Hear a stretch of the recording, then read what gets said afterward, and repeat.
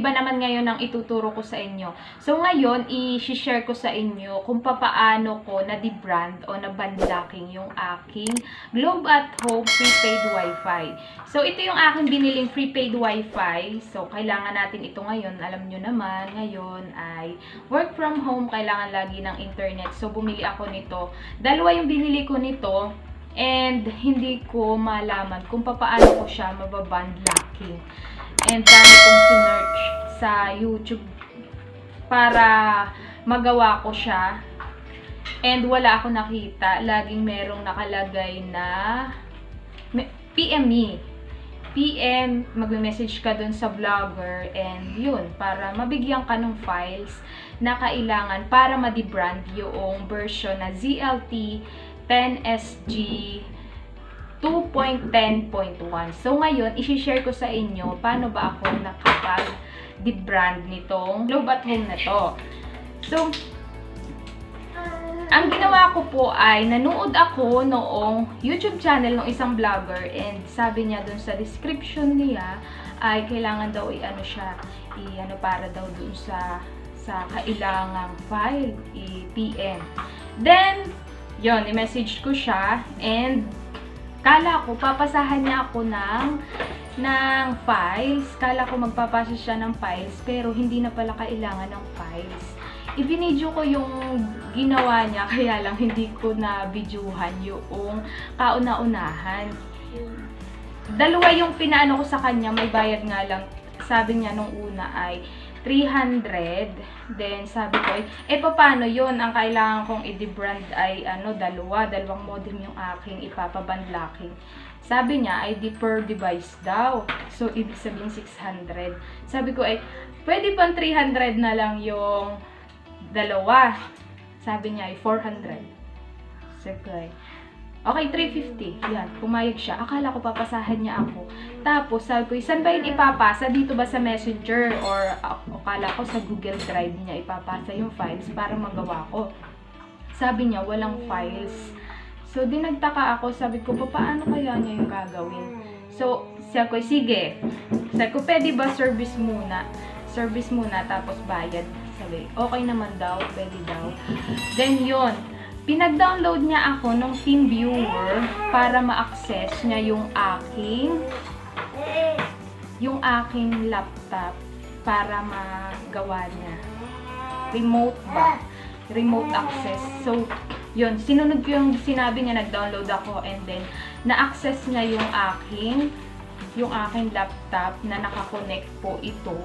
And then, yung pala, ipapakita ko sa inyo yung video nung paggagawa niya. Wala siyang nilagay na files and ni factory reset lang niya. Hindi ko alam kung may ginawa siya dun sa una kasi hindi ko nakuna ng video.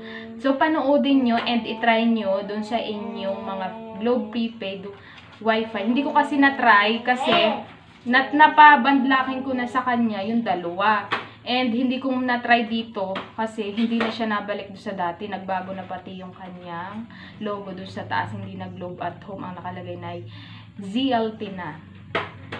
ZTE yata yun. Basta ipapakita ko po sa inyo yung video at sana po ay makatulong po sa inyo. Alam ko po, katulad ko rin kayo na naghahanap kung paano ma-debrand and walang nagsasabi, walang nagbibigay noong kung paano, wala talaga ang nakalagay lagi ay PM for the info.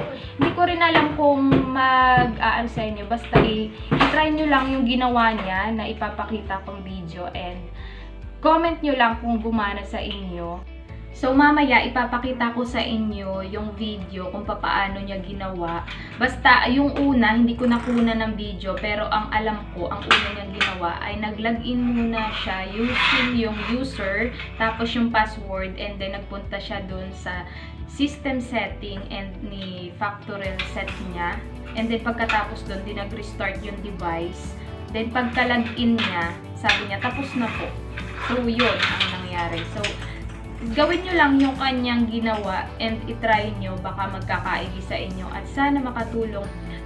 Bago yon, bago ako magtapos, ay kung bago ka pa rin sa aking YouTube channel, click the subscribe button and hit the notification bell para maging updated ka sa mga videos na aking i-upload. Thank you po sa panonood. Sana po ay makatulong. And comment down below kung nakatulong po yung aking video. And sana po ay makatulong. Yan lang po. Thank you so much.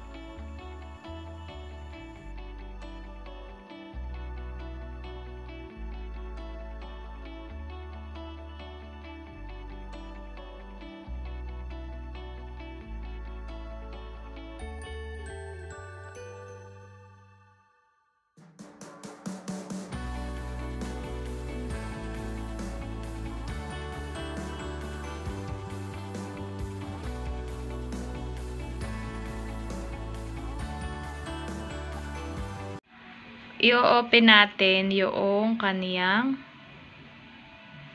URL uli para makita natin kung nabago ba. So, dito, admin uli. Wala kasi ako. Sira kasi yung keyboard ko, kaya yun. Yan. Admin.